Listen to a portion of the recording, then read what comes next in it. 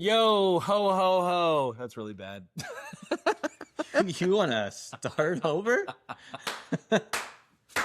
This is Flip Phone Confessional, where drama flipped harder than my Motorola. I said I'd lay in a text got left on red. Now I'm scream singing Fallout 4 in my bed. We're spilling secrets from the T9 days, crushing on skaters in able ways. You grab your chain wallet and your blacked out pen. We're dialing back to when life made no sense. Time to confess. Oh, what's up, guys? And welcome to Flip Phone Confessional. My name is Brandon. I'm Justin. What's the up, vibes, Justin? The vibes are high today. Dude, we have green sweaters on. Let's go. I got a nice Rick and Morty Christmas sweater. I have a nice... Ooh, that turned me into a Christmas banner, Morty. Oh, jeez. Oh, jeez. Welcome to one of our Christmas episodes for this holiday season. And today we're going to be talking about our specific top 5 Christmas movies. Your specific. Mine's set in stone. This is the people's top 5. I think this is going to be contentious. It's going to be controversial. Yeah, I think AF. I hope that we're friends after this. And honestly, maybe I hope that we're not. You know what I mean? We want to hear yours too. So please feel free to comment your top 5. But yeah, I'm saying I speak for everybody. Ha. So real quick, before we get into our top 5. Yep. We have a few parameters. We're not talking about like the top Christmas movies of all time. We're just going with Christmas movies that are in our bag. Yeah, specifically, go ahead. We're gonna say like the top 5 Christmas movies that came out if you're a millennial. Right. So we did like from 84 to 2004. Yeah. So if a Christmas movie came out during that time, we're putting those as the parameters for our top 5 Christmas movies. This movie, How the Grinch Stole Christmas, that came out in 1965, one of my favorite movies of all time, not up for our top 5 today. Yeah.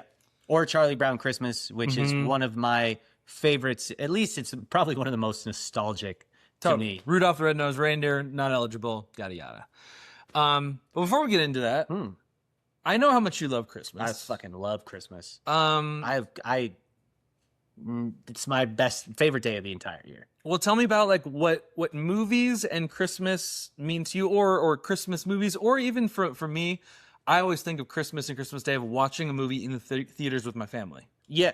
So we had a tradition when we would go see my extended family on Christmas Day, because we would go see my grandparents and my aunts and uncles on my dad's side. And it was almost a tradition of like immediate family stayed at home, opened our gifts, then we went over to grandma's, had like mimosas. We didn't, but they had drinks. We had breakfast, all that. Then during that like midday lull where everyone's kind of comatosing, Totally. one of the aunts or uncles would take all the kids, the cousins, and we go watch a movie that released on Christmas Day in theaters. Yeah, same. Yeah. So we go to a movie, then we'd come back, and then we'd open up the family gifts, right? And then we'd have dinner, or we'd have dinner and then we'd open all the gifts after dinner. They would flip, but that was kind of the day. So movies, when we just talk about what do movies mean, movies and Christmas to me are like synonymous. So leading up, starting in December, I watch all of my like C-list, D-list, and B-list movies leading And you up. work your way up? And I work my way up until Christmas Day, where I have a set list of Christmas movies I have to watch. It's the same every year? Every single year, it's the same Christmas movies. Okay, don't tell me what those are yet, 'cause Yeah. we're going to probably get into those. Correct. That's awesome. Yeah. So maybe we can be friends. Yeah, maybe. Because my Christmas is very similar. Not that I do the same build-up of, D to C to... It's not like that, but definitely watching a movie Christmas night is just part of like my family lore. Specifically, I can recall my brother and I watching Lord of the Rings when those were first coming out. And So I agree. To me, movies and Christmas, I think, go hand in hand. Just like that's how I was raised. It's how I continue to push the traditions. I have set movies, and it's not like I'm engagingly watching these movies while they're playing, but it's like, it's my background comfort. I want them on in the background while I'm either prepping our Christmas tradition in the morning, which is pigs in a blanket, or when family comes over and I'm preparing dinner, we still got movies playing. So yeah, it's great. well, I guess that leads us into our top 5, because I'm guessing that your top 5 are going to be the 5 that are going to be playing on Christmas. No, because of the parameters. There's one movie out and one movie in. Okay, cool. So parameters are obviously 84 to 04, as we specified. The other interesting thing here is what makes a Christmas movie a Christmas movie. Because there's the Die Hard corollary. So a film that takes place during Christmas. Yeah. That talks about themes of family and being together and holiday cheer. Does that make it a Christmas movie or does it not, according to you? What do you think? I just because it happens on Christmas, I don't think makes it a Christmas movie. Do you think Die Hard is a Christmas I do film? not, personally. Got it. Okay, cool. But people say, well, it's all on Christmas Day, which makes it a Christmas movie. But it's like there's no message about Christmas. There's no message about like family. Like it's just, what is it, Hans Zimmer? What's his name that he's killing? Hans? Sure. I don't. He's killing Hans Zimmer. Yeah, whatever. No, but he's trying to get home to be with his family. I don't see Die Hard as a Christmas movie. Fair. And honestly, I probably don't either. Die Hard is not on my list. Okay. Yeah. And that was 89? That was... Or 88? Okay, got it. Yeah. Okay, then. Well, shall we get in? We're just going to do in order from number 5 to 1. Yep, we'll work our way If in. my number 3 is your number 5, I won't say anything until we get there. Got it. Because I don't want to give it away. All right, fair. Because I think our lists might be... They're going to be different. They're definitely going to be different. Yeah. But I think we might end up at the same place. Okay. I don't know. Yeah. So I'll give you the first shot, buddy. With the number 5 is Johnny Tsunami Does Christmas. That's a porno. This is going to be this is going to be controversial. Home Alone. Wow. Yeah. That is controversial. Yes, it is. That is okay. You want to hear something even more controversial? If it wasn't for that parameter, Home Alone would not be in my list. If it wasn't for, I see what you're saying. That it would be bumped off. Sure, yeah. It was, clearly it's number 5. Yeah. Home Alone was the Miami into the college football playoffs that just kind of backdoored their way in because of the parameters that we just set. Okay, yeah. Why is it number 5? I know people love Home Alone, and that's not to say I don't love Home Alone. It certainly doesn't feel like it. It came out a little earlier, right? 1990. I was born in 88, so I didn't see it until probably a few years later. I would say I probably have better memories of Home Alone 2 than I do the original, just Home Alone. Yeah. It is, I don't know, like, one, thinking as like a kid is like, man, this would be terrifying. I'm by myself. I'm fighting off robbers. Like, I think people probably thought of it the other way. It's like, this is cool. This kid's taking his own territory. But I was just like, man, this kid's parents, like, don't like him. He has to fend stuff off. Police don't believe him. Or it's like he's just constantly running. I don't know. Well, the police don't believe him because the police is Joe Pesci. Is like in a cop suit. And anyway, it just is like, it is not my go-to Christmas movie. It is. I watch it during Christmas season, of course. Home Alone, Home Alone 2. I actually watch Home Alone 3 as well, which I know is like people think is the bottom of the barrel of the Home Alone. Correct, yeah. I find that a lot of like cheesy parts of that movie just absolutely hysterical because I saw Home Alone 3 on Christmas Day or around Christmas time when it came out. I think it was 97. So I was still pretty young. I was 9 years old when I saw Home Alone 3. Yeah. So I found it campy and funny. Yeah. But it didn't strike a chord with me. Like, I am not nostalgic. But yet it's number 5 on your list, though. Because a Charlie Brown Christmas can't be in there. Yeah, but there's like so many other, like, I have so many that are on my honorable mentions list that didn't make it in the top 5. What, like Jack Frost?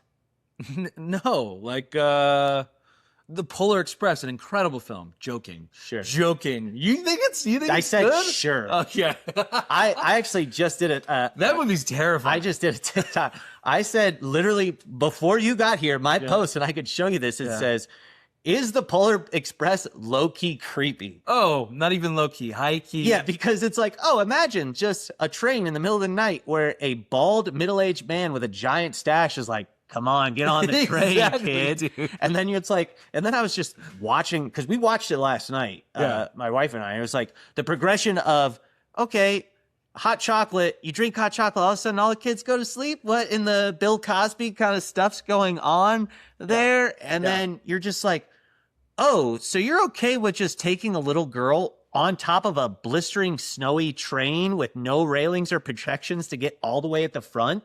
And then also just have a wrist strap of a train that has no brakes going down the steepest grade in the world and almost falling off multiple times. You're like, yeah, don't worry about that. Dude, Horror movie. It is Polar Express is more of a horror movie than The Grinch is a horror movie. That is terrifying. You just set it to a different soundtrack, entirely different horror movie. Okay. And the animation creeps me out. Thank you for your number 5 overall pick.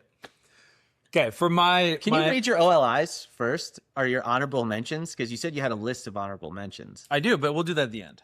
I don't want to give away. You want me to do this first? Oh, because you think by power of deduction. Got it. All right. No, that's fine. Go ahead. What are you saying? I was just saying if I was just completely wrong in putting Home Alone 5 because I didn't put Charlie Brown in there. But it's good. No, keep going. Charlie Brown would have been in my top 5. Yeah. That is a 30-minute episode of television. It's like 23 minutes. I don't even think it's 30. That is incredible. It's how I start my Christmas morning. Every Christmas I start. As soon as I wake up at 7 a.m., when it's quiet, Christmas tree's on, I put Charlie Brown Christmas on. So good. Undefeated. So good. So my top 5, I had a really hard time getting to my top 5. Okay. What's your number 5? My number 5, I'm going to go with my heart. It's a 1994 film. Ooh, I already know the film. Entitled? Santa Claus? Yeah. Not Santa Claus. The Claus. The Santa the man. Claus right. is the contract. Right, exactly. Movie's so fucking good. Movie's so good. It's brilliant. It reminded me, like, I watched a little bit of it recently. It like reminded me of how much I miss like Tim Allen. There's a time in which Tim Allen could do no wrong in my world. Like, because this is post-cocaine Tim Allen. This is probably during, Tim liked to get out. Tim Allen was smuggling bricks of cocaine, did hard time, and became a freaking famous actor. Dude, Santa loves snow. You know what I mean? Amazing. The idea that... Do it all for you, Dolly. That anyone could theoretically embody Santa Claus, the man, was like such a brilliant idea. You're growing up and you're... But also terrifying. Well, that too. But you think, there's this man that's like, on my roof, and he's sliding into, my chimney, and I'm thinking, hey-o. But you wonder as a kid, you're like, well, how does that actually happen? How does this actually exist in terms of like physics? And to like see that all enacted, all of like the body stuff. There's a lot of body shaming in that film, but it's pretty funny. Yeah, especially when he's ordering all the food at his work lunch. It's really, really good.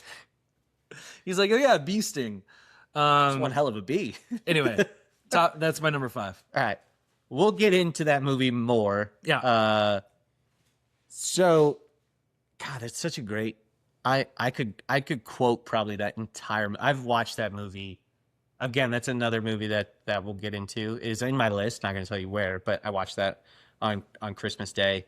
Okay. Okay, you're number 4. Number 4 is Jingle All the Way. Okay, for me. That was going to be my number 5. Oh, so it's actually my number 6. Oh no, it didn't make your list. Didn't make my list. So we could talk about it then. Yeah, let's talk about it. Yeah, I'm very happy to talk about it. I saw this movie. I remember very vividly. I saw it with my dad in theaters. 1996. Starring Arnold Schwarzenegger. Sinbad, Phil Hartman, yeah. And Tom Hanks' wife. Oh yeah, Rita Wilson. Yeah, Rita Wilson. Yeah. I don't. They were probably married. Yeah, by that time. I think so. And then married to the Polar Express conductor. Wild. Yeah. No, that it is. So many people find it so stupid. I find that movie so damn funny. The movie's great. Nobody likes you, Booster. Well, another one where like. I miss Sinbad. He was brilliant in that movie. For real. Tim Allen, incredible. Sinbad, incredible. Where is Sinbad? Is Sinbad alive? Yeah. Fucked up to say. Everybody's like going down that Shazam conspiracy rabbit hole. No, I just was like, that movie was just so good to me.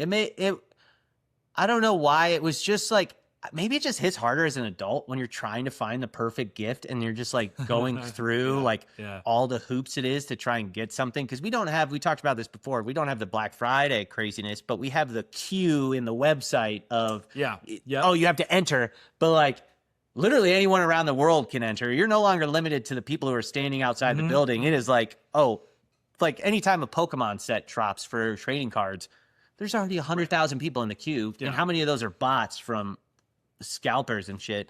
But no, the comedic effects also, dude, Phil Hartman, What a scumbag in that movie. Just trying to bang everybody's wife in that movie is just... She's in the shower, Howard. Want me to go check? No! Put the cookie down! No!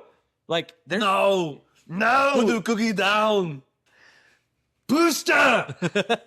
Like, I don't know. That movie is just so... It's so good. It's so funny. I think it just reminds me of... I went to this movie with my dad. I was 9 years old. I was 8 years old. Yeah. Super cheesy. I was like, oh, my dad could put on a superhero suit and become this. I think it's just like your imagination runs wild when you see something like that as a kid. But now as an adult, I find a lot of the humor just so funny because it's like you see the struggles of a parent, like the department store guy laughing in his face, who is also Cyril Figgis from Arthur, and also Jerry from Rick and Morty.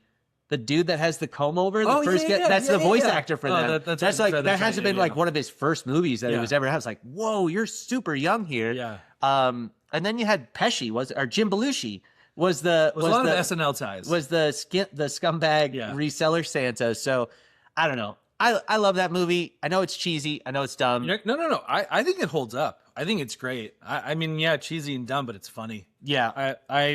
I'm bummed that it didn't make a top 5, so I'm glad that we're talking about it here. It's actually not. It's not one of the movies I watch on Christmas because there's only so much bandwidth for hours that I can watch movies. Sure. I just watched it. And it's so good. Nice. My number 4 is my kind of controversial pick. Ooh. That I don't think you have on your list. Probably not. 2002. Leonardo DiCaprio, the conductor of the Polar Express, and Christopher Walken. Wait, is that the check dude? What? Like where he writes fake checks? Catch Me If You Can. That is how is that a Christmas movie? When's the last time you watched that movie? A long time. So several of the set pieces of that movie take place on Christmas. He calls Tom Hanks every year on Christmas. And it's kind of the anti-Christmas movie in the sense that it is like, it's not, okay, look, I know that you just like want me to like someone to like rub your back and put like Vicks on your chest and tell you everything's gonna be okay. But sometimes the themes of family and togetherness, like not everyone has like a perfect Christmas all the time. And this was a movie about being connected, finding family and finding the community, and also experiencing sometimes a lonely Christmas. And experiencing sometimes not being with your family. Arnold Schwarzenegger was not with his family pretty much all of Christmas Eve and most of Christmas Day. Totally. But just because it's not this like, oh, we all ended up together in this beautiful way, doesn't mean it's not a Christmas movie. You're right. You're right. That is a hot take. I do get to have my own list. Thank you so much. You get to have a wrong opinion. You have a wrong opinion. A wrong opinion. Oh, Fried to Canada. Out of money. But it's a film that I've always loved. I think Leo's in it. I think Leo's great in it. I think I'm not Tom disagreeing Hanks in that. it. Christopher Walken is fantastic. Wasn't there an issue with him not winning an Academy Award from that movie? I remember that being like a huge buzz back then. For who? Leo. I don't think so. I mean, I think he was like nominated. It's not a classic like Oscar performance, but he's really, really good in it. Got it. Yeah, and it's kind of about sometimes the loneliness of Christmas. Sometimes it's seeing the Christmas that you see in the movies and television, and then not having that and feeling that lack within you. And that's of course not what you want all the time on Christmas, but it's also kind of real. And he still wins at the end. He still gets hired by the FBI. Fair enough. Thank you. You're welcome. You're number 3. Yeah, so I had really hard. I was like between 2 and 3 of who I put in the rankings. Yeah. Finally came to his decision. 2000, Jim Carrey's The Grinch is number 3 for me. Not on my top 5. Yeah, no, I know. I learned that in the last episode. Yeah. So again, we talked about this in another podcast episode, so I'm not going to break this down, but I just love seeing Jim Carrey bring Ace Ventura to The Grinch. I mean, his mannerisms, his craziness, his wackiness. Yeah. Again, the elaborate costumes, the music is iconic. I just, again, as a kid reading Dr. Seuss, watching The Grinch, seeing that come to life, that is one of my movies I have to watch on Christmas Day. And in the research that I did for The Grinch, There are so many people who love that movie. Love you it. can quote it over and over and over again. I think this is somewhat the same issue that you had with Home Alone. Yeah. That Home Alone came out in 1990. I'm 6 years old, watching pretty much a 6-year-old Macaulay Culkin. So it really resonates. Yeah. Versus when The Grinch comes out, I'm 16. Yeah. And I'm not looking to stay home and like quote like Christmas movies about. I got you. But that's awesome. Yeah. And It's a good movie. really, really funny movie. It's honestly. hilarious. Really, really good. Holds up. For my third pick, Okay. I wonder if this is on your list. Maybe. I think it is. Maybe. 2003, It's got to be Elf. Bad Santa. Ooh. Not on my list. Not on your list. Not on my list. Wow. Easily my favorite Billy Bob Thornton performance. Hilarious. So good. Really? Over Armageddon? Yeah, I mean, like he's good, but in this, he's like front and center. You know, as being just like a clear drunken asshole. Armageddon, he just like plays the guy running fucking NASA. NASA. Okay, right? yeah. You know, not an whatever. important job. No, but I mean, here he's like the star of the movie. I mean, Bernie Mac, you have Tony Cox, who I didn't really know of up until the point his elf. How do I drop myself on my own head? Yeah. What? Are you? And then- I would and get then- so flabbergasted. And then like the kid, Brett Kelly, who plays Thurman, the hot mom, Lauren Graham. Thurman Merman? Is your name Thurman Merman? Yeah. Yeah, I don't know. That movie is, I think, brilliant. And to that point, I never really It's a knew. dark comedy. You think? Yeah. I just remember Super leaving dark. it and I was like, you were just criticizing me before of like no one rubbing Vicks vapor rub on you. I Yeah. left that movie around, I think, the holiday season when I saw it. And I was Yeah. in high school. It was 2003? Yeah. So you're 14. Yeah, 14, That maybe should be 15. in your wheelhouse. Yeah, it was, but I Yeah. was just like, it didn't give me like good feelings. That's what I'm saying. That's what you want. I want, You're a good boy. yeah, it's like, there's enough like dark shit in the world. Like, I don't need more like seeing someone else be also depressed right in my face. Cause didn't he lose like everything?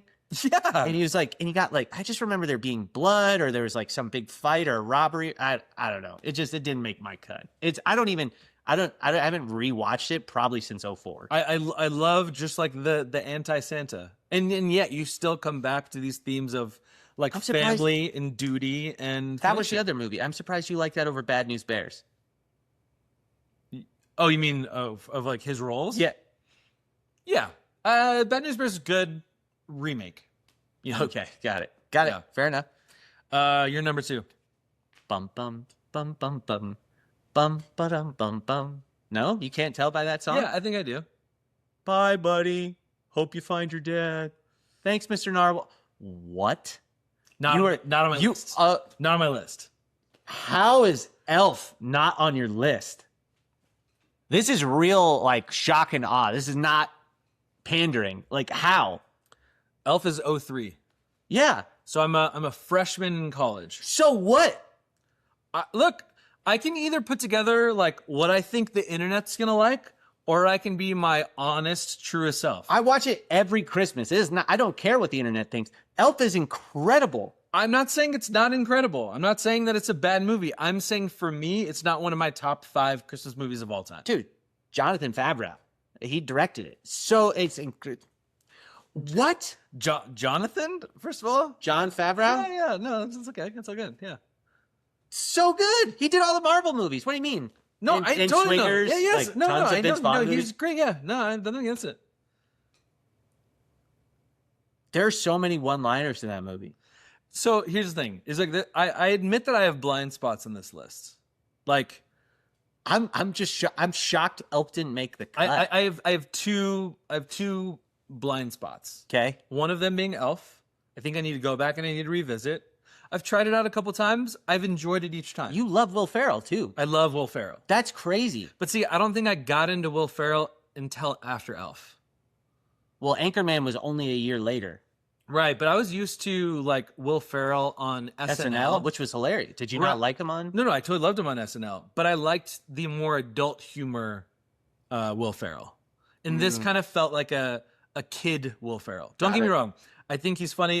It's very much in the lineage of like Billy Madison. Yeah. I just happened to be 19 at this time. So what I was into wasn't that. You were 15. So Billy Madison for me at 15 hits way different than Billy Madison at 19. You know what I mean? It's interesting.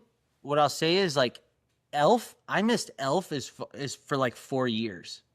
I didn't watch Elf for the first time until like 2007. I was actually a freshman in college when I first saw Elf. I was either 17 or 18. And I just was like, this is hysterical. And I don't know what happened. Yeah. Maybe living on a farm, isolated. I don't know. I don't remember the hype around Elf when it first came out. I just know it from when I saw it on. Got it. But I don't know. Yeah, that's crazy. I want to go back and watch. I didn't have time. Hey. What are we on right now? Oh, mine. Yeah, my This number is two. number 2. Yeah. Okay. Okay. So my number 2? Yeah, you're do number it? 2. I'm shocked. I know. I'm in awe. My number 2 is also in 2003. Love Actually. Great movie. Great movie. Nonsensical movie. Movie that makes no sense in so many ways. I just love the British dude that goes to the fucking Midwest to have a threesome.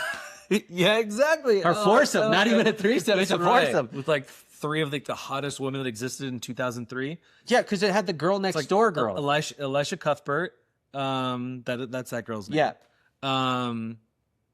The girl from American Pie. What's her name? Anyway. Yeah. You know what I'm talking about. Hilarious. Yeah. But like so many decisions by some of those characters in that movie make zero sense. It's like so fucked up that one guy is like trying to take away his best friend's wife. And they're like talking about like, well, I love you, but I'm going to have it in secret. I know. It's so fucked up. Who's at the door? No one, just a guy professing his love for me who's supposedly your best friend. Yeah. And Keira Knightley going, exactly. And yet, I just love that. Like that movie is the Vicks rubbed on my chest. It's heartwarming. What's the old British rock star who's like in every British movie ever made? Yeah. Oh man. This Christmas. Yeah. That guy. Oh, he was also the Minister of Magic in Harry Potter. Like he's been in everything.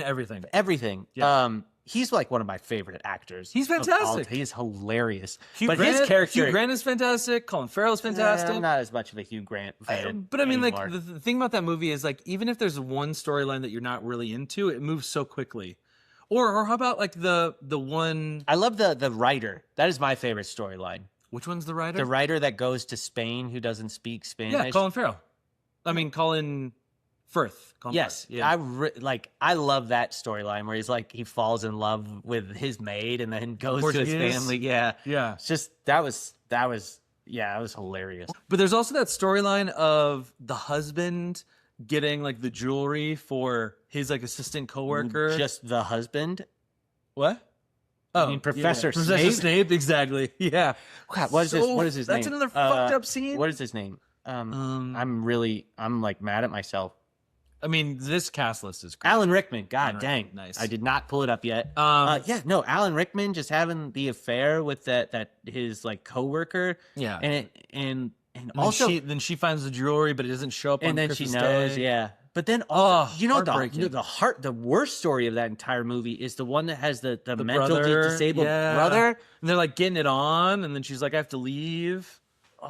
And then of course you have the freaking Liam Neeson storyline where his wife died, and that was actually real. Like his wife had just died in real life. Yeah, like a skiing accident, right? And him and Pamela Anderson found each other now. They're actually dating after they're on Naked Gun. Oh, that's right.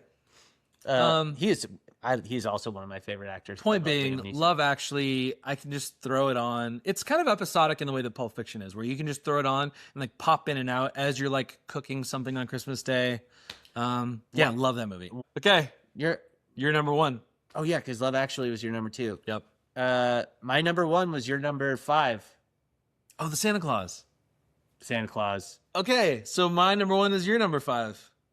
Really? Home Alone. Okay. Oh, yeah. You've said this before, but I think it was because I saw the Santa Claus in theaters. I would have been 6 years old. Right. The magic of this as a 6-year-old, your imagination's running wild. Yeah. You're like, you see, again, this was probably my first ever exposure to CGI. in a movie. And it was really well done. Because I guess I would have maybe seen Jurassic Park around this time, maybe not, and there was CGI there, but like watching the chimneys open up, seeing the North Pole, seeing the reindeer fly. Even though I did appreciate they used robotic reindeer too, which was amazing. A nice mix, just like Jurassic Park. The snowball, seeing the sleigh in there. And it was so creative. It's like elves with attitude, you know, the elves that rescue Santa because they're CIA operatives for the North Pole. They did so great it was original. It wasn't a rehash of a movie that had been done before. That's true. Like, you kill Santa, you get to become Santa, which is wild to look back. I still want to taste Judy's hot chocolate because she took 1,200 years to perfect it. Like, come on. It was in Bernard. Bernard probably stole the show as far as like one of the most iconic actors in that movie. He's really, really good. So funny. Yeah. Which funny because he is Jewish in real life. Yeah, that's right. Yeah. But no, I was like, and then he's like, did we make these? He's like the stepdad where he's just like looking. But no, that is a movie, no matter what, every Christmas day, I have to watch it. That's probably out of all the movies I play, the one I actually sit down and try and just appreciate at all times, at least in the morning. I try to watch it in the morning before it gets too crazy throughout the day. But that is probably what your number one is to you. Like Santa Claus is just me and my brother, a CRT TV on Christmas, something similar to this, not the DVD player, just a VHS player, popping the Santa Claus in and just watching it. It's just such a comfort film. It is, like you said, it is literally a warm blanket that washes over you when you watch it. And it was just, it's so good. That's awesome. I have no qualms with that. And in fact, as you're talking, I'm looking at my list here and I'm like, should I move this up? I think it's a great movie. I think I might move it up to 3, and I'm definitely going to watch it this Christmas. I haven't watched it all the way through in a long time. Yeah, great number 1, man. Yeah, my number 1 is obviously Home Alone. Home Alone, which I think is number 1 on a lot of people's lists. I would agree. Yeah. If you are a millennial, I think there might be a dichotomy between, I bet you because of our age gap, that there's a lot of early millennials that Home Alone's number 1. I bet you there's a lot of later millennials where, well, I guess it would be split up into 3 groups, right? Because millennial goes all the way to 96 or 95. So if you were born in 1990 or 92, you know, it might be The Grinch is like your top, or even Jingle All the Way because of when you saw it, but or Elf more so, or Elf, but yeah, I get it from your point. You were 6 years old. You saw this movie. You saw a kid just be a complete bamf, taking on 2 grown men. Yeah, setting booby traps everywhere. It's incredible. It's like all I wanted was like, give me some Hot Wheels and like a blowtorch. Yeah. Let me throw something off the balcony of like my stairs and like take these 2 fucking idiots out. Like, hell yeah. Yeah, tase them and like burn them and torch them, shoot them with a BB gun. I'll walk to the grocery store and I'll like check out some like goodies and I'll get spend $15 and have like 5 bags of groceries. And like the cheese pizza in that movie, elite. Also, R.I.P. John Candy, an incredible cameo in that film. He died only a couple years later. I know, another one that was gone too soon. Him. Can you imagine if him and Chris Farley were still around, and Phil Hartman? Yeah. Well, that wraps up. Okay, so honorable mentions. Quick before we bust out honorable mentions. Okay, Edward Scissorhands, Christmas movie, 1990. We've talked about obviously Charlie Brown Christmas, Rudolph. Charlie Brown Christmas is to me a holiday staple. If it wasn't for the parameters, it'd be my number 5. Home Alone 2 in 92. It's good. Really, really good movie. Yeah, really good. The Pigeon Lady. Yeah, Pigeon Lady was awesome. Yeah. The other blind spot on my list, not Elf, Christmas Vacation. Neither of us had it. Yeah, which is controversial. So many people love Christmas but Vacation. I think this is going back to what we're talking about. Of when you saw it. Yeah, because that was 89 that it came out. And so many people quote it. Some people are diehard Griswold fans. And my dad isn't a Chevy Chase fan. Not that he's against it. Yeah. But he's like wasn't like attached to his humor. So we didn't grow up with it. And so it is a admitted blind spot. I know one off the top of my head, Christmas with the Cranks. I think that was 04, another Tim Allen movie. I like some of the later if we're going into the 2000s a little more, Four Christmases with Vince Vaughn and Reese Witherspoon. Never saw it. I heard it was good though. It's hilarious. Yeah. Or Fred Claus with Giamatti. Paul Giamatti and Vince Vaughn. Also really funny. The Family Stone 05. Oof. I saw that on a date with my high school sweetheart, and that I was trying like not to bawl my eyes out. Oh, really? Do you not remember that movie? I do, but I don't remember. Like, yet again, I didn't need as much Vicks rubbed on my chest as you do. What do you mean? The mom is dying. That is her Christmas present to the family. That's right. Oh man, they're all like, "Oh, hey, we're celebrating our last Christmas together because I literally won't be here next year." That's fucked up. Yeah, great cast. Fantastic. Yeah, cast. are you kidding? You had Luke Wilson. You had Rachel McAdams, Sarah Jessica Parker. Oh, I can't stand her. You had Coach. What's his name? Yeah, Coach. The ball. Yeah, Coach. I just know him as Coach. But yeah, there's a few of them. Would you call The Proposal a Christmas movie? Claire Danes. Which one's a proposal? Where they go back to see his family for Christmas with Ryan Reynolds and Sandra Bullock. It definitely is. Also, there's definitely. You just go straight to definitely a Christmas movie. No. I've in my research, people put it on there as like the non-obvious Christmas movies. Well, you know what a non-obvious Christmas movie is for me that I fall into a category is Harry Potter. What is that? Harry Potter, the second one? The first one, Sorcerer's Stone. Yeah, it takes place during Christmas, right? Well, it takes place over a full year. Right. But they emphasize a few scenes. Christmas scenes. Yeah. Totally. I think I watch around the holiday season every year. I mean, I wouldn't have not allowed it. I'm open to it. You're allowing me to do things? Okay. Yeah. No problem. Thanks for being here. Eyes Wide Shut, 1999. Wow, okay. Tom Cruise. That's a Christmas movie? It takes place completely during Christmas, but it is like that anti-Christmas thing. Wild. Because it's like talking about like capitalism and excess and infidelity under the guise of like Yuletide cheer, which is really, really good. Obviously Die Hard in 1988 and Batman Returns in 1992, a Christmas movie. Batman Returns is that Michelle Pfeiffer, Danny DeVito. Oh, Penguin. Yep. Is that Keaton? Not Michael Keaton. It's Keaton. What was the one after Keaton? Before Clooney. Is it Val Kilmer? Kilmer. Yeah, that's the one I was thinking of. That's Batman Forever.